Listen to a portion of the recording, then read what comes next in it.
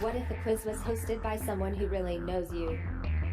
Someone who remembers you, your friends, and how you play. Greetings, humans. I am Sally.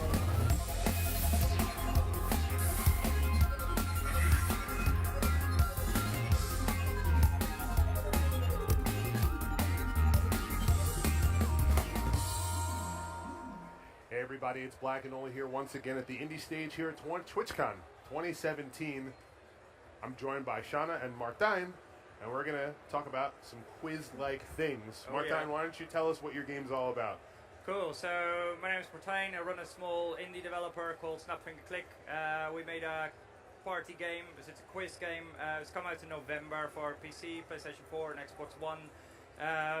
The cool thing about this game is that you can use your smartphone as a controller. So normally when you have a bunch of friends coming over, not many people have like 8 PlayStation controllers lying around, but everyone has a smartphone. So you can just use your smartphone as a controller.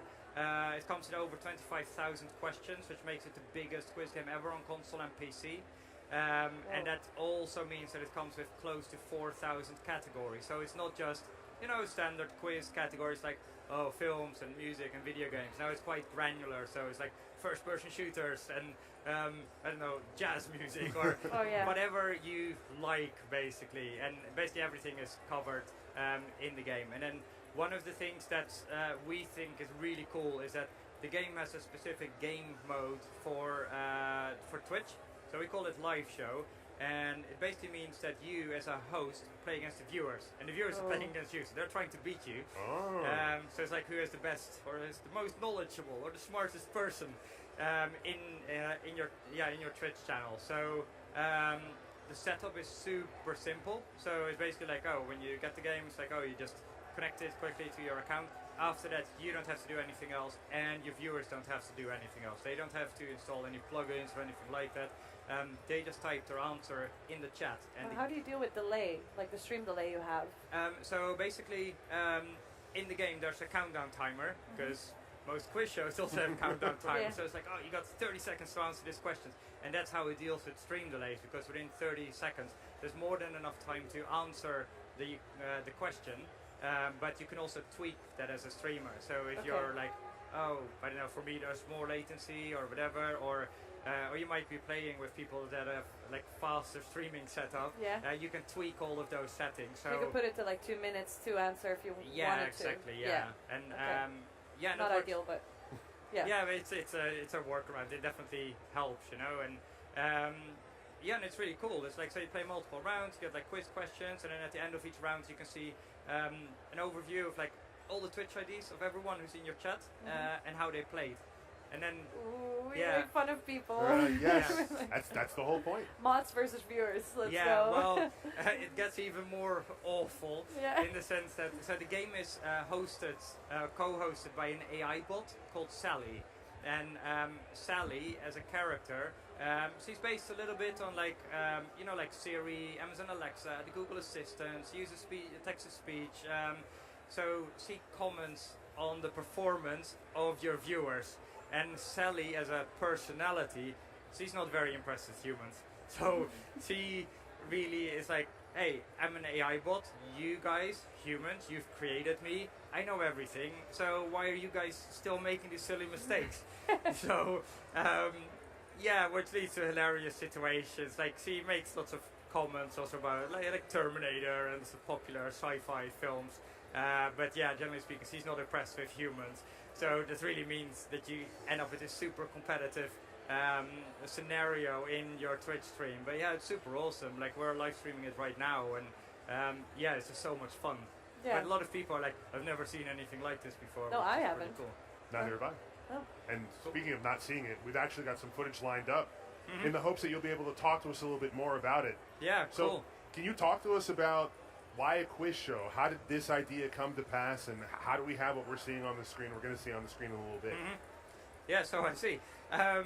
So, like, we as a studio, we've got quite a big background with making quiz games. So there used to be a quiz game on the PlayStation called Buzz. I remember that game. Oh yeah. That takes me way back. It was always the turkey.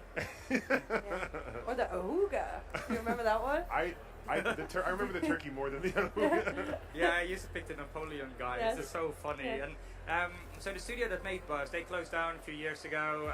People left at first because hey, people need jobs. Yeah. So we got lots of the original people together, and like I just started Snap Finger Click, our studio. So there's people like looking for jobs. I'm like, yeah, come work for me. Yeah. So yeah, we decided to make a brand new quiz game, and yeah, so it's called It's Quiz Time, but a lot of sort of all the experience that we have from Buzz go into this game. So for me personally, like I care a lot about local multiplayer games, so playing games with friends on the sofa, and I think there aren't that many games that do that, or not enough for me at least, so I want to build more of them. Yeah, and I think Twitch is like a natural extension of that, because I think if you're not that engaged with Twitch, then it might be a bit like, oh, these are just people that streaming your game, but Yeah. as a Twitch streamer, you know that that's not the case. You've got your community, you know these people really well, those people know you really well. Better probably. Yeah. So, yeah, I think a lot of the things that you do with local multiplayer games translate really well to what you're doing on Twitch. So you get lots of like shout outs as well. A lot of stuff is based on like, oh, how well do you know the host of the Twitch channel, and yeah, we sort of base everything on that. So yeah. So here you see Sally. What happened to her elbows? She doesn't need elbows because they're She's the ultimate AI. They're a crutch of human. I guess you never have to wear a bra if your boobs are Right. Yeah, she doesn't have boobs anyway, so it doesn't matter. So this is Sally. Everything you see around her is Sally's world, and she doesn't really understand mankind that well. So all the parts that you see of her world are slightly distorted. So think like in a little bit you see what Sally thinks a city look like, but it's not really a city. It's a bit weird because Sally, she tries to mimic what she thinks humans like, but it's not very accurate. Yeah, and then so as a player, it's like, so you can pick your own avatar. The full game supports up to 8 players. Again, like you can use a smartphone as a controller, and then you can pick different avatars. But there's also the option to take a selfie, so you can get your own face in the game. And because Sally uses speech synthesis, it means that she can say your name. So she remembers over time how you play. So let's say. You're usually really good at video game questions, and then suddenly you get really bad at them. And see what comments on that. Like it's like, what happened to your video game skills? Because last week you were playing really fine, but this week it's awful. Oh, that's an interesting twist. Like sometimes you'll have bad games and you'll go on to the next thing, but to have the AI kind of let you know that you did really bad last time, it keeps that attachment to the game super strong, because you want to impress her, right? Mm-hmm. Humans are you don't want to leave the game thinking that humans are bad. You know about our video game questions, so yeah, exactly. So I like that she has such a big role in the personality of the game. Yeah, we spent a lot of time developing her. That's good. And because so originally we did Buzz, and then we thought about how do you make a new quiz game that genuinely feels new. And I think as soon as you start doing like a game show thing, it feels a bit like a Buzz like a Once to Be a clone. Millionaire or exactly. It's like it's well. been there, done that. So how do you modernize it? And then we started looking at really modern technologies like artificial intelligence, text-to-speech. So then we started exploring, okay, what can you do with text-to-speech? And the quality of text-to-speech is really good nowadays. Like even what you see on different smartphones, the technology there is a few years old because those companies don't frequently want to change the quality of their voices. But yeah, this uses the latest. We worked together with a company that specialized in it, and we ported their technology to the PC, to PlayStation 4 and Xbox One. But again, it's super awesome because then you suddenly have a quiz host that can say your name. And people are really not used to this. And we started testing it originally, and we were always like, oh, this is pretty cool. And then we tested it at a gaming event in the UK, and people were just blown away by it. It's like... Yeah, some people can't even pronounce my name. Same. So what I want to know is, how do you come up with 25,000 questions?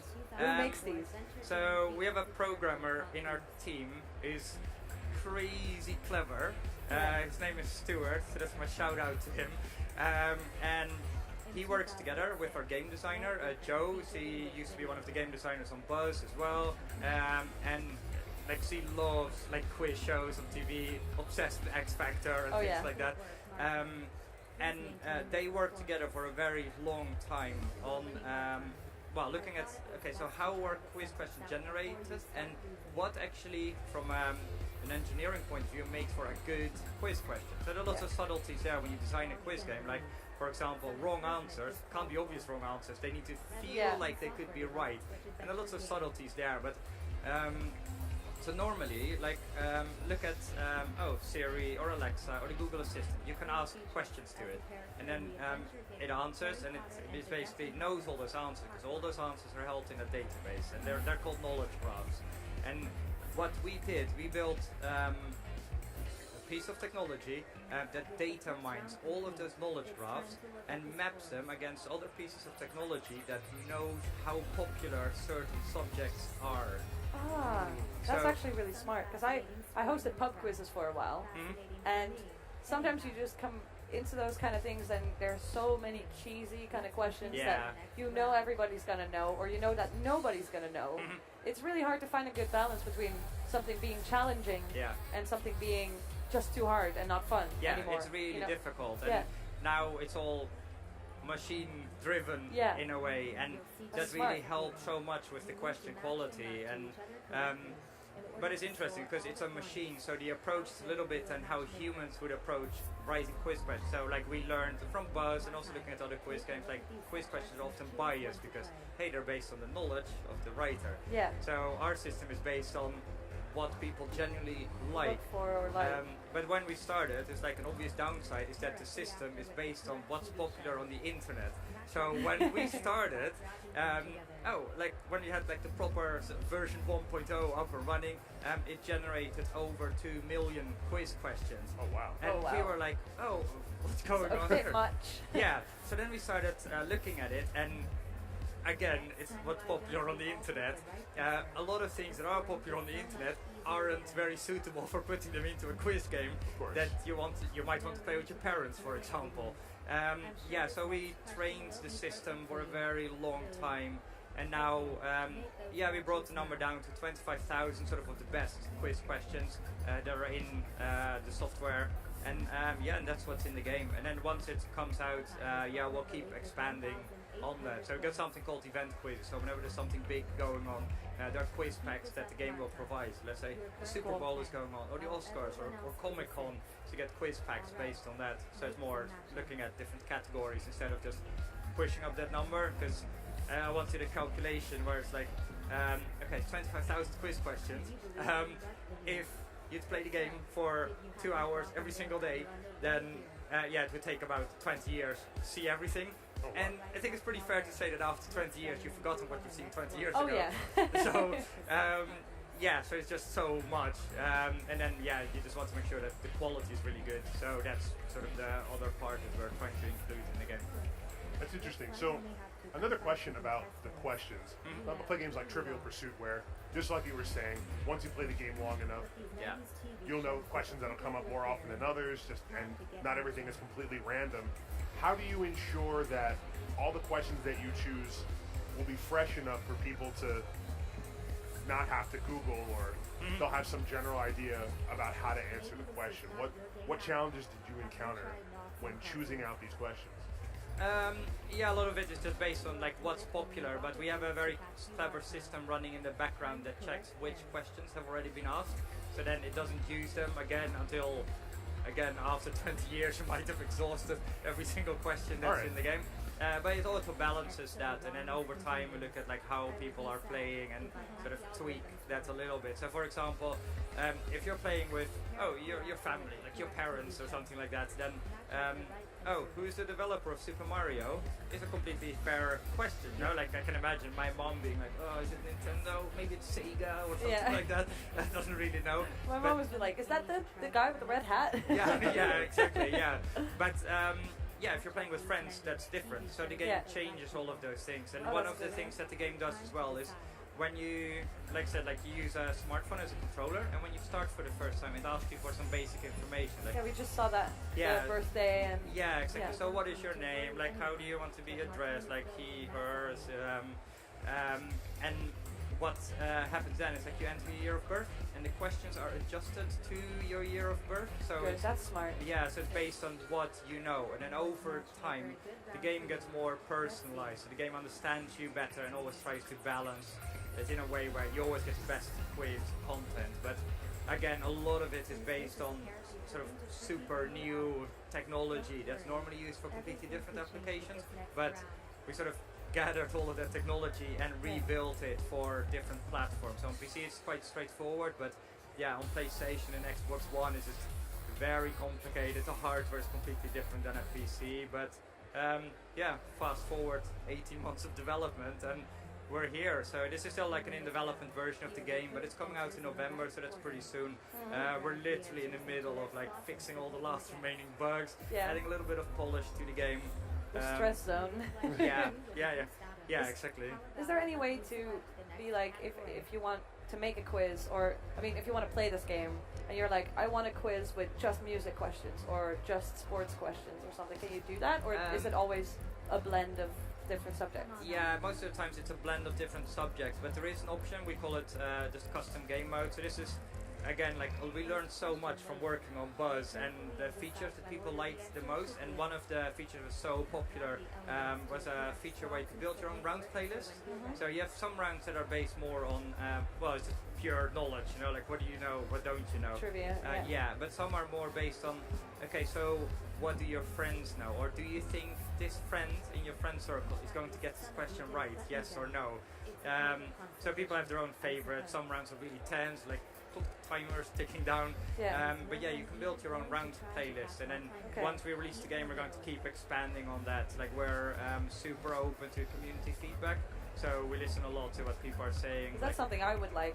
Just a whole game of just music questions or Yeah. something like that. You know, that would be cool. Play to your strengths, Yeah. right? Yeah. Yeah, exactly. I think for us that's sort of the like an unfortunate challenge in the sense that the game has so much content. Yeah. So then you get to stuff where it's like, okay, so you got 4,000 categories.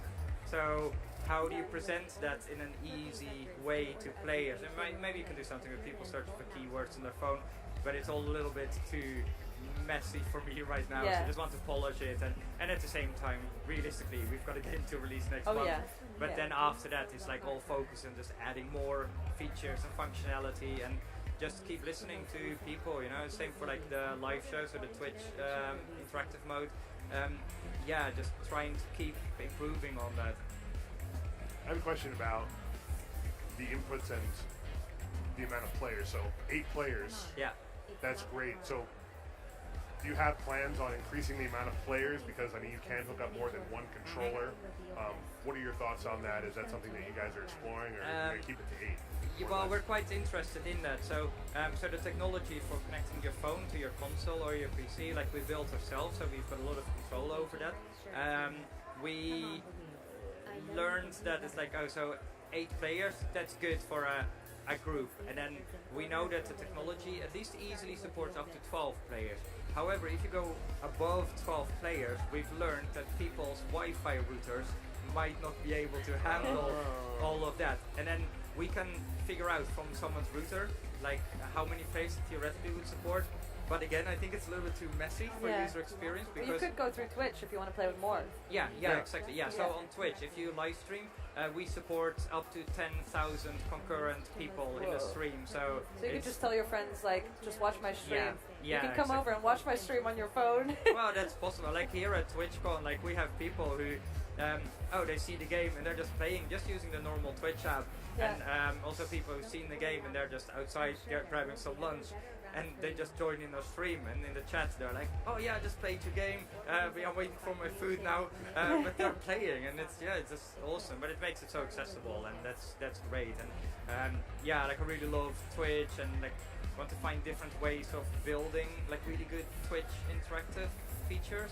For me it's a little bit like an MMO, but without the RPG side of it. So it's basically like, how do you make a game that you play with a big group of people together? What are the type of experiences you can build, and what are the inputs and mechanics you have? And of course, so what you can do with chat, like you can type keywords, you can type just a character, and there are different things you can do there. So it's super I remember something called Kahoot, which is what we used to use in school actually to do some like class quizzes and Yeah. stuff, but that was always super messy and hard to connect, and they were Okay. always like, oh, this room is full or stuff like that. Yeah. I guess this is a way better option. Yeah, also, so there are quite a few games that use companion apps as well, but Yeah. a lot of those games, they're like, oh, this only works if you're on the same Wi-Fi. Yes, And yeah. again, I think that's too messy, and it can be Yeah. a bit annoying to the programmers about how things should work. But that's So- good because that means like Yeah. because you are so almost like nitpicky on that, it makes Yeah. the experience for the player a lot better. Yeah, I don't think people always like me in my team, but it's okay. As long as they like your game. Yeah, exactly. So that's the thing now, where so controlling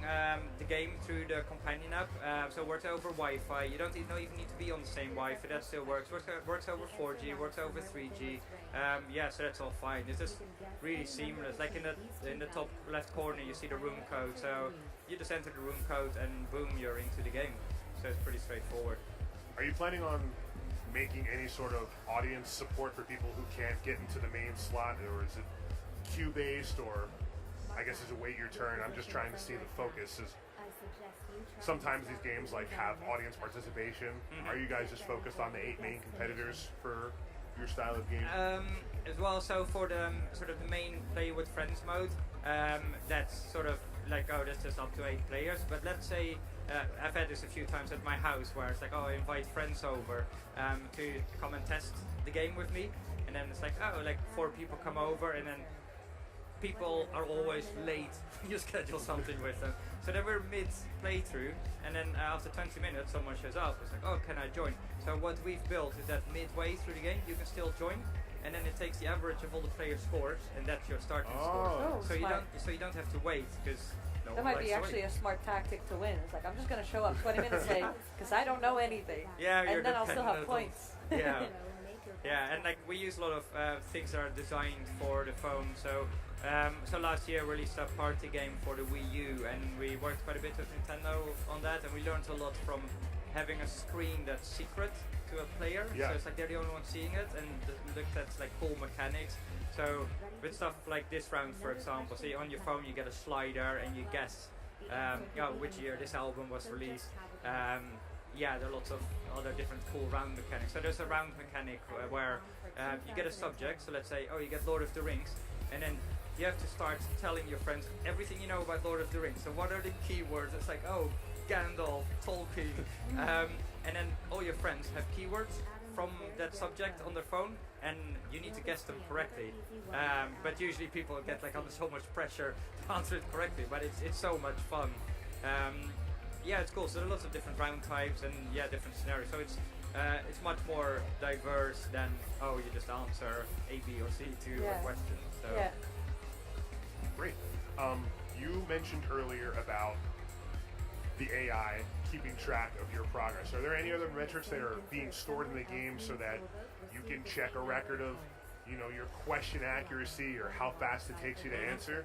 Yeah, so there are lots of stats in the game. So basically, whenever you end the game, so it's like, let's say you play through the game with your friends, then at the end you get stats like, who was like fastest finger, who had the most questions right, who had the most questions wrong. So the game gives you lots of information about that. And also, if in the main game you go back to the front end menu, there's a news ticker at the bottom of the screen, and it tells you stats about all the other players in the world. So you can see like, oh, questions answered correctly by players this week worldwide, and that number ticks up live whilst you're playing. So it's super awesome to see. There are also leaderboards in the game. There's a single player mode, which we call Solo Score Attack, which you can play with your phone, but you can actually also play it with a gamepad, and it's basically 30 really tough questions, and you can use that to sort of climb up the leaderboards.